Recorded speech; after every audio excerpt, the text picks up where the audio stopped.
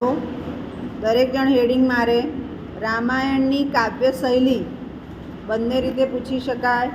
ટૂંક નોંધ તરીકે પણ પૂછાય, જનરલ ક્વેશ્ચન તરીકે પણ પૂછાય. શું છે એમાં સમજીએ.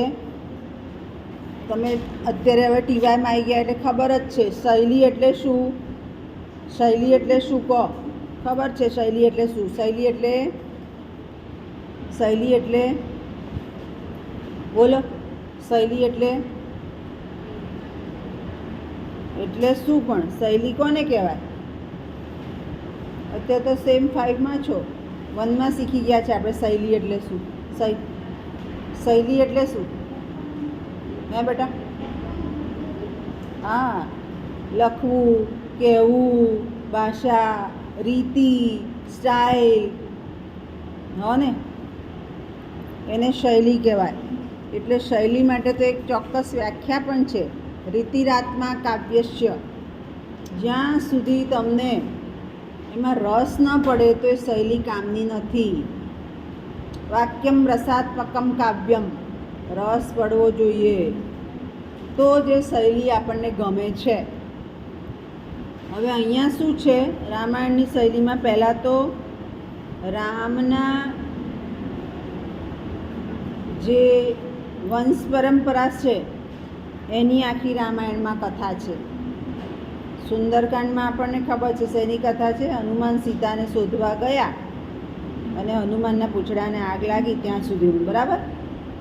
એટલે જે જીવન કથા કહી શકાય, એક જીવન કથા આપી છે.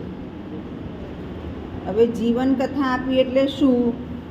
તો કથા અને આખ્યાયિકા બે બાબતો આવે.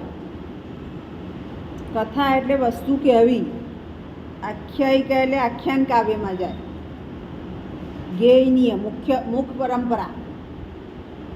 સુંદરકાંડ ગાઈ શકાય એવું પણ છે, સાંભળીએ તો ગાઈ શકાય એવું છે. ઘણા સુંદરકાંડ વાંચવા પણ આવે છે. તો મુખ પરંપરા પણ શૈલી છે કે એક કંઠેથી બીજા કંઠે જાય. ધારો કે આપણે પ્રાર્થના ગાઈએ છીએ તો કંઈ આપણે રાગ શીખવાની જરૂર નથી પડતી, આપણને બધાને આવડે, સરળ હોય. એટલે મુખ પરંપરામાં આખ્યાન શૈલી આવે. આખ્યાનો કેવા હોય?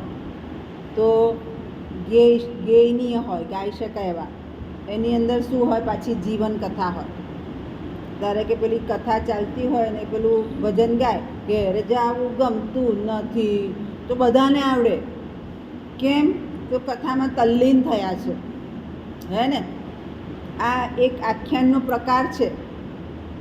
આખ્યાન કાવ્ય વંચાય છે ત્યારે આખ્યાન કાવ્ય થાય છે. અને બધા એની સાથે મુખ પરંપરા સાંભળીને શીખી જઈએ છીએ. અને એની અંદર શું હોય? જીવન કથા.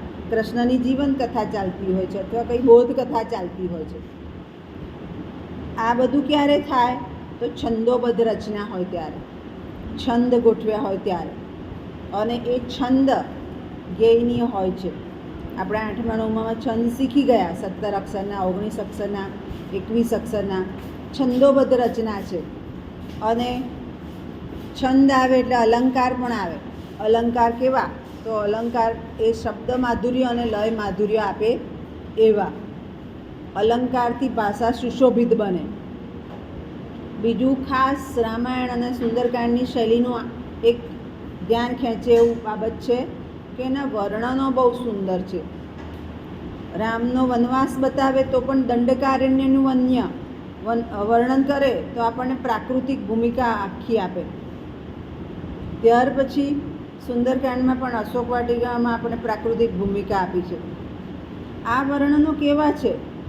તો આપણને સજીવાત્મક લાગે, આબેહૂબ લાગે, આપણે ત્યાં છીએ એવું જ લાગે. આપણે અહીંયા તો એવું કરતા નથી ટેલેન્ટમાં. અમે જ્યાં ભણતા હતા ત્યાં તો અમને નૃત્ય નાટિકા શીખવાડતા. કોઈ એક ઇંગ્લિશનું સ્ટુડન્ટ્સ હોય, સંસ્કૃતનું સ્ટુડન્ટ્સ હોય એવું નહીં. કોઈ એક ભાગ લે 10 મિનિટનો, અને એ 10 મિનિટના ભાગને આખ્યાન કાવ્ય તરીકે પાછળથી વંચાય અને આગળ એ અભિનય કરે, નાટ્ય અભિનય કરે. ડાયલોગ એણે નથી બોલવાના, પાછળથી આખ્યાન કાવ્ય વંચાય. ધારો કે તમે ભવાઈ જુઓ છો તો તમે જોઈને જ સમજી જાઓ છો કે કયું પાત્ર ભજવાય છે. આખ્યાન કાવ્યમાં પણ એવું હોય કે આગળ અભિનય કરે અને પાછળથી આખ્યાન કાવ્ય આવે તો તમે તરત જ સમજી જાઓ કે કયું પાત્ર અભિનય કરી રહ્યું છે.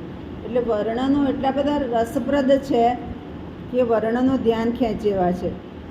બીજું, વાલ્મીકીની પણ બાબત જોઈ શકાય કે એમને જે વર્ણનો કરવામાં કે જીવનકથા આપવામાં કે આખ્યાન કથા આપવામાં ધૈર્ય રાખ્યું છે, ધીરજ રાખી છે. શબ્દ માધુર્ય અને લય માધુર્ય જળવાઈ રહે, પ્રવાહિતા જળવાઈ રહે, એ પ્રવાહિતા જાળવીને કામ કર્યું છે. ધારો કે સીતાનું હરણ થાય છે તો ખબર જ છે કે લક્ષ્મણે જે રેખા દોરી છે એની બહાર જશે તો જ લઈ શકાશે.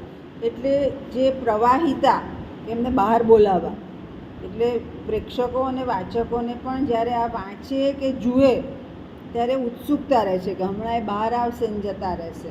જ્યાં સુધી અંદર છે ત્યાં સુધી જશે નહીં, જેવા બહાર આવશે એવા એનું અપહરણ થઈ જશે. એટલે જે શબ્દ માધુર્ય લય માધુર્ય સાથે પ્રવાહિતા એટલે જે કન્ટેન્ટ છે, જે વિષય વસ્તુ છે એની સાથે પકડી રાખવાની વાલ્મીકીની એક વિશેષતા પણ જોઈ શકાય છે. આ થયું કાવ્ય શૈલી. ખ્યાલ આવી ગયો?